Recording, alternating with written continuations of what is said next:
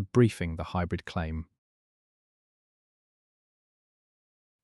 In the final days of March 2026, former United States Congressman Matt Gaetz described one of the most extraordinary claims ever made by a former member of the American legislature.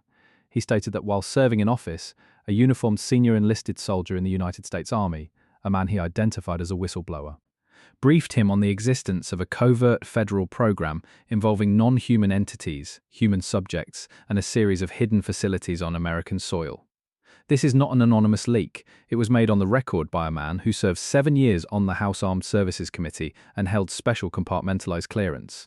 The source demands that we examine what, precisely, he is describing. According to Gaetz, the whistleblower outlined a program of staggering scope. At its center, between 6 and 12 facilities scattered across the United States, where non-human biological entities, all captured from recovered craft, were being held in a program of forced interbreeding with human beings. The stated purpose was to produce a hybrid species capable of facilitating communication across interstellar distances. The human subjects, Gaetz stated, were not volunteers. They had been taken from conflict zones and from migrant populations. These were people whose disappearance would draw the least scrutiny. The whistleblower's goal was specific. He wanted elected officials to physically visit these sites, believing congressional presence would prevent the program from being moved deeper into secrecy. To understand this claim, one must place it in a broader chain of testimony. In July of 2023, former Air Force intelligence officer David Grush testified under oath before the House Oversight Committee that the United States government operates a multi-decade crash retrieval and reverse engineering program involving craft of non-human origin. When pressed on whether remains had been recovered, Grush confirmed that biological material of non-human origin was found at crash sites, using a term now embedded in the public lexicon: non-human biologics. Gaetz explicitly connected his account to that testimony, stating that recovered craft had yielded biological material with no identifiable human source. But where Grush described recovered remains, Gaetz described something further: living entities held in custody, participating in an active program. Gaetz has pressed the edges of this subject before.